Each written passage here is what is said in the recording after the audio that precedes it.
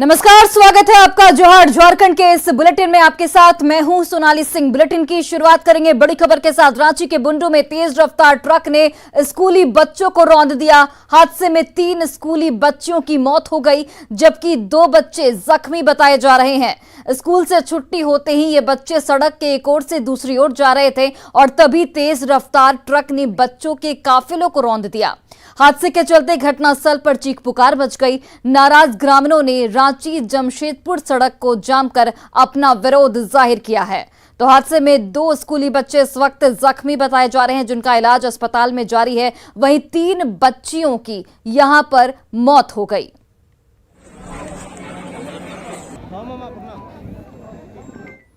और इस हादसे पर सीएम हेमंत सोरेन ने भी दुख जाहिर किया है। ट्विटर पर सीएम ने लिखा है कि बुंडू स्थित सूर्य मंदिर के पास सड़क दुर्घटना में 3 बच्चों की मृत्यु की खबर से मन अत्यंत दुखी है।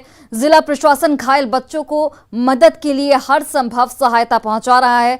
परमात्मा दिवंगत आत्माओं को शांति प्रदान कर शोक संतप्त परिवारों को दुख की इस विकट घड़ी में सहन करने की शक्ति प्रदान करे।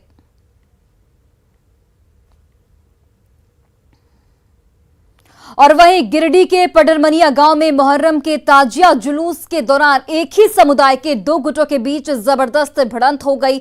दोनों गुटों की ओर से रोड़ेबाजी भी यहां पर की गई। हालांकि पथराव में किसी को चोट नहीं लगी। मुहर्रम के मौके पर मुस्लिम समुदाय की ओर से ताजिया निकाला जा रहा था और इसी दौरान पटाखा फोड़ने को लेकर 2 गुटों के बीच तनातनी हो गई, जिसे देखते ही देखते उग्र रूप ले लिया। गिरिडीह के एसडीपीओ नौशाद आलम ने घटनास्थल का जायजा लिया। फिलहाल घटनास्थल पर बड़ी संख्या में सुरक्षा बलों के जवान मौजूद हैं और फिलहाल स्थिति नियंत्रण में बताई जा रही है।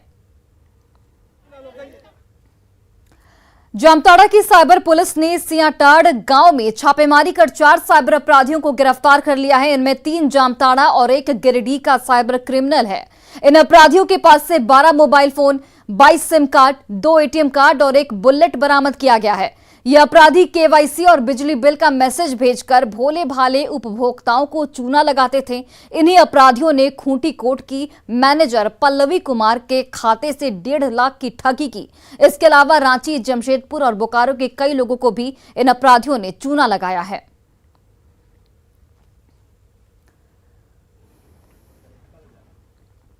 कम बारिश की वजह से सूखे जैसी स्थिति का सामना कर रहे झारखंड में मानसून ने दस्तक दे दी है। झारखंड में मौसम विभाग ने अगले 48 घंटे के लिए अलर्ट जारी कर दिया है। मौसम विभाग के अनुसार झारखंड के कुछ जिलों में अगले 1 से 3 घंटों में बारिश होने के आसार हैं। झारखंड के चतरा, गढ़वा और पलामू में 3 घंटे तक हल्की से मध्यम बारिश हो सकती है और साथ ही ठनका की भी आशंका यहां पर मौसम विभाग की ओर से जाहिर की गई है। वहीं मौसम विभाग ने लोगों से यहां पर अलर्ट रहने की अपील की है। लंबे समय से कम बारिश होने के कारण राज्य में सूखे की स्थिति बनाई थी, पर अब जाकर मानसून ने झारखंड में दस्तक दे दी है, जिसके साथ मौसम विभाग ने भी अलर्ट जारी कर दिया है। बता दें कि राज्य के कुछ चिन्हित जिलों में तेज बारिश के साथ तेज हवा चलने की संभावना है और उसके साथ कुछ चिन्हित जिले हैं जिसमें पश्चिम सिंहभूम, सरायकेला, खरसावा, धनबाद, जामताड़ा, दुमका, पाकुड़ और रांची जैसे कई जिले शामिल है। इसके साथ ही मॉनसून आते ही वज्रपात की भी अलर्ट जारी की गई है, जहां पर लगातार सरकार की ओर से लोगों को मैसेज के माध्यम से अलर्ट किया जा रहा है और इंडोर रहकर सुरक्षित रहने की हिदायत दी जा रही है। रूपाली त्रिपाठी, न्यूज़ 18, रांची। और वही देखिए, साहिबगंज पुलिस ने 2 मानव तस्करों को गिरफ्तार किया है। ये तस्कर 3 पहाड़ रेलवे स्टेशन से 2 नाबालिग लड़कियों को बहला फुसलाकर तमिलनाडु ले जाने की कोशिश कर रहे थे। पुलिस को इसकी सूचना मिली थी कि एक तमिल बोलने वाला व्यक्ति अपने सहयोगी के साथ मिलकर 2 नाबालिग को हाउस मेड के रूप में काम कराने का लालच देकर तमिलनाडु ले जाने की तैयारी में है। इसकी जानकारी मिलते ही पुलिस ने कार्रवाई शुरू की, जिस दौरान भाग रहे अपराधियों को गिरफ्तार किया गया। दोनों आरोपियों के खिलाफ बाल श्रम कानून की धाराओं के तहत मामला दर्ज किया गया है। प्राप्त हुई कि एक तमिल बोलने वाला आदमी यहाँ की 2 नाबालिग बच्चियों को भला फुसलाकर यहाँ के स्थानीय महिला जो बरहेट की रहने वाली है सोनामणि के साथ मिलकर बाहर ले जा रहा है। इनसे ह्यूमन ट्रैफिकिंग के अंतर्गत ये संज्ञेय अपराध बनता है।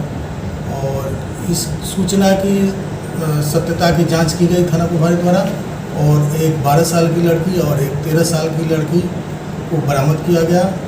बच्चियों को उचित संरक्षण में रखा गया।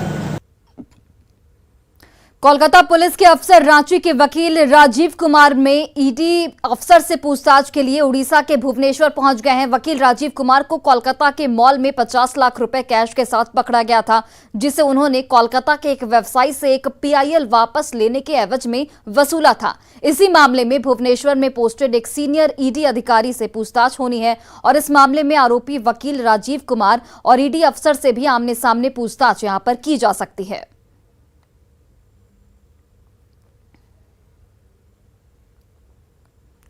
और देखिए, पूर्वी सिंहभूम पुलिस ने मनीफीट के डबल मर्डर केस की गुत्थी सुलझाते हुए मृतक की नाबालिग बेटी और उसके प्रेमी को गिरफ्तार कर लिया है। वारदात की रात लड़की और उसका 37 वर्षीय प्रेमी सलील कुमार एक साथ भागने वाले थे। माता पिता ने इसका विरोध जाहिर किया तो प्रेमी ने कुकुर और हथौड़े से दोनों को मौत के घाट उतार दिया।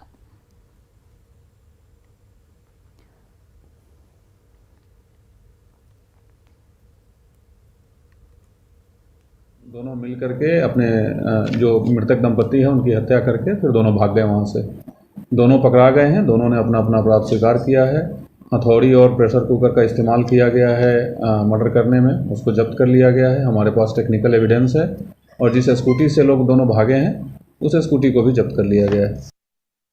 और वहीं देवघर पुलिस ने भीम मेहता हत्याकांड का खुलासा करते हुए 2 हत्यारों को यहां पर गिरफ्तार कर लिया है। पिछले 6 अगस्त को कृष्णापुरी मोहल्ले में दिव्यांग भीम मेहता की हत्या कर दी गई थी। महज 3 दिन के अंदर पुलिस ने हत्याकांड की इस गुत्थी को सुलझा लिया। मर्डर के पीछे जमीन विवाद की बात सामने आ रही है। दरअसल आरोपी राजीव रंजन ने भीम मेहता से 27 लाख रुपए में उसकी पुश्तैनी जमीन खरीदी थी, पर जमीन विवाद के चलते राजीव रंजन को जमीन का मालिकाना हक नहीं मिल सका। इसका बदला लेने के लिए उसने अपने मित्र के साथ मिलकर उसे मौत के घाट उतार दिया। पिस्टल निकाल के एक गोली गर्दन में मारी जिससे कि वो नीचे गिर गया। उसके बाद 4 गोलियां उसको और मारी गई। तो इस प्रकार ये ज़मीन विवाद को लेके और पैसे के लेन देन को लेके और उसके विवादित रहने के कारण इस घटना को इन दोनों ने अंजाम। और रांची नगर निगम की चमचमाती बिल्डिंग जर्जर होती जा रही है। दीवार पर लगे स्लैब दरकते जा रहे हैं। 2 लिफ्ट पूरी तरह से खराब है। 2 बचे हुए 2 में से एक लिफ्ट हमेशा खराब रहता है। दीवारें टूटी रहती हैं। फॉल्स सीलिंग गिर रहा है। ज्यादातर एसी खराब है। पीने का पानी उपलब्ध नहीं है। पार्किंग में हमेशा पानी भरा रहता है, पर इसे दुरुस्त करने की फिक्र किसी को नहीं है। तस्वीरें आपके टीवी स्क्रीन पर, जहां पर दीवारें दरकी हुई हैं, फॉल्स सीलिंग जो है वो लगातार गिर रहा है, एसी खराब है, पीने का पानी उपलब्ध नहीं है। ऐसे में आप समझ सकते हैं कि यहाँ के जो कर्मी हैं वो किस हालात में काम करने को मजबूर हैं। बिल्डिंग, इतनी बड़ी बिल्डिंग, 26 करोड़ की बिल्डिंग, पीने का पानी नहीं है। पार्किंग में पानी भरा हुआ रहता है। एसी जितने हैं लगभग खराब है। जहां एसी चलता है वहां पानी चूता है, फॉल सीलिंग गिर रहे हैं। बिल्डिंग के कुछ हिस्सों में दरार भी देखी गई है। देखते हैं अदरवाइज जो निगम, रांची नगर निगम का कार्यालय उसमें चल रहा है, तो जो भी मेंटेनेंस से रिलेटेड जो भी समस्या है या जो करना है वो निगम को ही करना और निगम ही कर रही है। और इस वक्त बिहार से एक बड़ी खबर सामने आ रही है। आपको सीधे लिए चलते हैं न्यूज रूम, जहां पर हमारी सहयोगी विभा मौजूद है। विभा। बिल्कुल सोनाली, तो बड़ी खबर बिहार से इस वक्त सीधे ये आ रही है कि मंत्रिमंडल विस्तार, जिस पर सबकी नजरें टिकी हुई हैं, मंत्रिमंडल विस्तार को लेकर ये बड़ी खबर, जिसमें आरजेडी कोटे के मंत्रियों को लेकर मंथन किया जा रहा है। तेजस्वी मंत्रिमंडल के नामों को लेकर फाइनल कर रहे हैं कि आखिर वो कौन से चेहरे होंगे, कौन से नाम होंगे। आरजेडी के पुराने मंत्रियों को एक बार फिर से जगह मिल सकती है। आरजेडी नए चेहरे को भी जगह देने जा रही है। मंत्रिमंडल में सामाजिक समीकरण, जिसका सबसे ज्यादा पार्टियां ख्याल रखती हैं, वो सामाजिक समीकरण भी यहां साधे जाएंगे। आरजेडी कोटे के मंत्रियों के नामों पर इस वक्त तेजस्वी यादव की तरफ से मंथन किया जा रहा है। तेजस्वी मंत्रिमंडल के नामों को लेकर फाइनल लिस्ट तैयार की जा रही है कि कौन से मंत्री को कौन सा विभाग दिया जाएगा और कौन सा विभाग आरजेडी के पास रहने वाला है। मंत्रिमंडल में सामाजिक समीकरण, जिसे लेकर के बार बार कहा जाता है कि बिहार की सियासत में अगर कोई अस्थायी तौर पर वजह है जो सियासत को बनाता है या बिगाड़ता है, वो है सामाजिक समीकरण। इस सामाजिक समीकरण को साधने की कोशिश इस वक्त तेजस्वी यादव की तरफ से भी और नीतीश कुमार की तरफ से भी होती हुई, और इसीलिए आरजेडी के पुराने मंत्रियों को एक बार फिर से जगह आरजेडी दे सकती है। जो बड़ी जानकारी इस वक्त सामने आ रही है, मंत्रिमंडल में सामाजिक समीकरण का विशेष तौर पर ख्याल रखा जा रहा है। हालांकि नए चेहरों को भी तरजीह दी जाएगी, उन्हें भी इस मंत्रिमंडल का हिस्सा बनाया जाएगा। और संवाददाता रवि हमारे साथ इस वक्त सीधे लाइव जुड़ गए। रवि, ये बड़ी जानकारी इस वक्त जहां सबकी निगाहें टिकी हैं कि मंत्रिमंडल का स्वरूप कैसा होगा और किस मंत्री के पास कौन सा विभाग, और ये विभाग किस की तरफ जाता हुआ, आरजेडी की तरफ या फिर जेडीयू की तरफ। इस बीच ये बड़ी जानकारी कि सामाजिक समीकरण, इस सामाजिक समीकरण के साथ कोई छेड़छाड़ नहीं होगी, इसे सबसे पहले ध्यान में रखा जाएगा।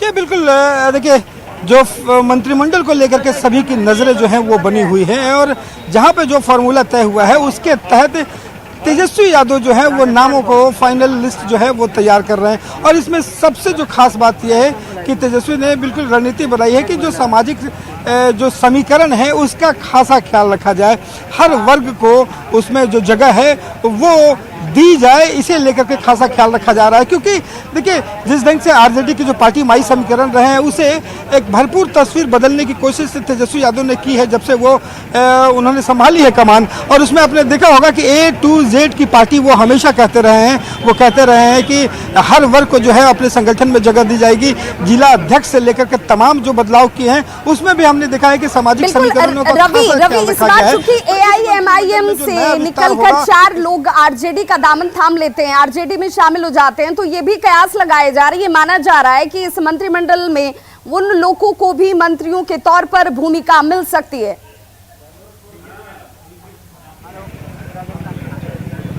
जी बिल्कुल, और ये सबसे बड़ी जानकारी है कि देखिए, जिस ढंग से यहाँ पे पूरे सामाजिक समीकरण के तहत जो है एक अल्पसंख्यक वर्ग से एक मंत्री जरूर बनाया जाएगा, वही कहा जा रहा है कि AIM जो पार्टी है उससे 4 विधायक जो टूट करके आरजेडी में शामिल हुआ था, जिसके कारण आरजेडी सबसे बड़ी पार्टी विधानसभा में हुई थी, उससे एक विधायक को यहाँ पे मंत्री की जगह दी जा सकती है। और संभवतः वो जो तस्लीमुद्दीन के जो बेटे हैं शाहनवाज, शायद उनका नाम इस लिस्ट में सबसे आगे होगा। हालांकि ये देखने वाली बात होगी कि फाइनल किसका इसमें लिस्ट आता है, लेकिन इतना तय है कि उन 4 विधायकों में से एक विधायक जो है वो उसको मंत्रिमंडल में जगह दी युवाओं की जाएगी। बात करें रवि, युवाओं की बात करें तो युवाओं में किससे मौका मिल सकता है, कोई जानकारी मिल रही है क्या?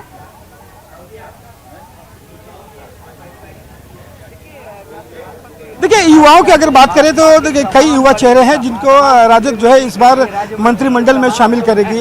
आलोक मेहता जो है युवा है, उनका मंत्रिमंडल में जगह जो है एकदम 100% जो है कहा जा रहा है पक्की है। आलोक मेहता जो है वो मंत्री बनेंगे।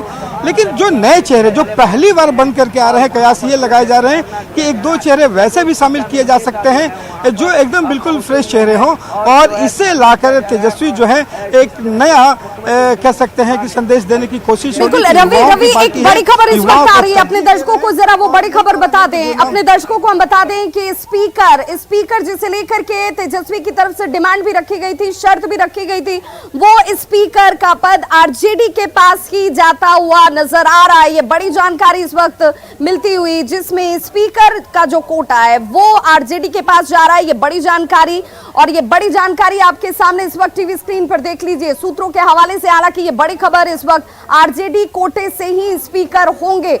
हालांकि इसे लेकर चर्चा का बाजार कल से ही गर्म था कि ये स्पीकर का कोटा आरजेडी के पास ही जा रहा है। आरजेडी ने इसकी डिमांड भी की थी।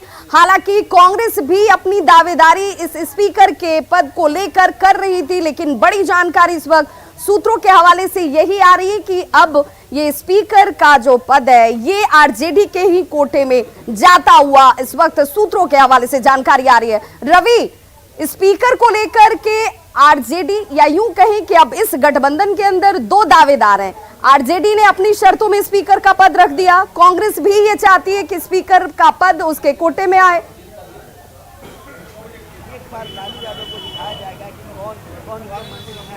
देखिए विवाह, एक बात तो साफ है कि इस मंत्रिमंडल में आरजेडी जो है वो लीड करेगी, इसमें कोई शक नहीं, क्योंकि जो उसकी शक्ति है विधानसभा में तो स्वाभाविक है ज़्यादा मंत्री होंगे। और उसके बाद जो कयास लगाए जा रहे थे कि कांग्रेस के हिस्से से जो है वो विधानसभा का जो स्पीकर होगा, ये कांग्रेस भी दावा कर रही थी, लेकिन जो जानकारियां निकल करके सामने आ रही है उसके मुताबिक विधानसभा अध्यक्ष का जो पद होगा वो आरजेडी के कोटे में जाता हुआ दिखाई पड़ रहा है। इस बारे में जो ललित यादव हैं, जो यहाँ के सचेतक भी रहे हैं, उनसे जब हमारी बात हुई तो उन्होंने इशारे में मुस्कुराते हुए कहा कि आप अगर कह रहे हैं तो गलत नहीं होगा, ये आरजेडी के कोटे में ही जा सकता है।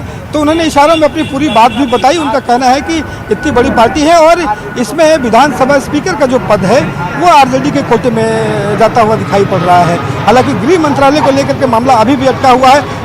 संभवतः वो जो नीतीश कुमार है वो अपने खाते में ही रखें, लेकिन इतना तय है कि इस विधानसभा के मंत्रिमंडल का जो विस्तार है उसमें आरजेडी लीड करती हुई दिखाई पड़ेगी। जी बिल्कुल रवि, तो हम ये मानकर चले जिस लिस्ट को फाइनल टच दिया जा रहा है या फाइनल नामों को तय किया जा रहा है उस पर अंतिम मोहर लालू प्रसाद की तरफ से ही लगेगी और उसके बाद ही इन्हीं नामों को आगे बढ़ाया जाएगा, आगे रखा जाएगा और मंत्री का विभाग भी इन्हीं लोगों के पास।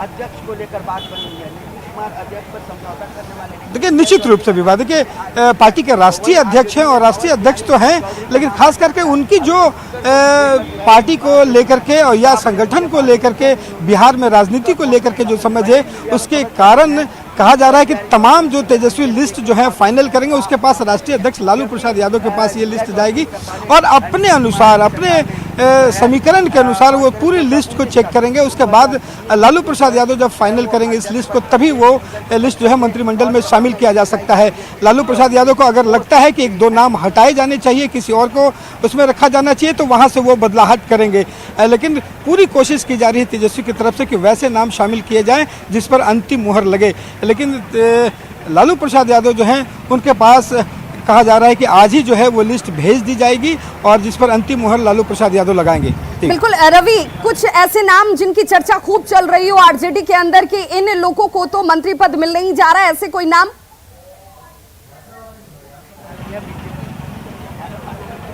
तो कई नामों की चर्चा जो है अभी चल रही है।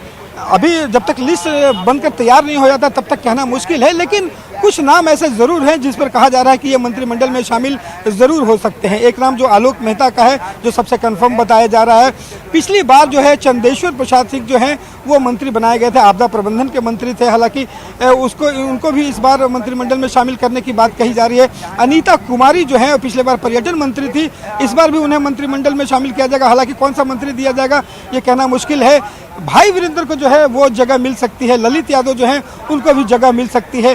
कहा जा रहा है कि एक दो नए चेहरे जो युवा इस बार जीत करके आए हैं उनमें से किसी एक को जगह मिलेगी। बिल्कुल, और A to Z की पार्टी का जब तक आरजेडी के साथ सीधे तौर पर कहा जा रहा था कि ये पार्टी MY तक सीमित है, लेकिन ऐसा नहीं है। अब इस छवि से भी बाहर निकालने की कोशिश तेजस्वी की तरफ से की जा रही है और इस लिस्ट के जरिए भी कहीं ना कहीं एक बार फिर से उनका फोकस होगा कि हम सभी वर्गों का प्रतिनिधित्व दिखाएं, सबको साथ लेकर चलने का एक बड़ा मैसेज इस नई सरकार के गठन के साथ ही सामने आ जाए। बहुत बहुत शुक्रिया रवि इस तमाम जानकारी के लिए। तो देखिए अब इस वक्त कवायद इस बात को लेकर चल रही है कि किसके खाते में कौन सा मंत्री पद जा रहा है, किसके पास से कितनी सीटें जा रही हैं और किन सीटों के साथ किसे क्या दायित्व दिया जाएगा। एक छोटा सा अंतराल, खबरों का सिलसिला लगातार जारी है। आप देखते रहिए न्यूज़ 18 बिहार झारखंड।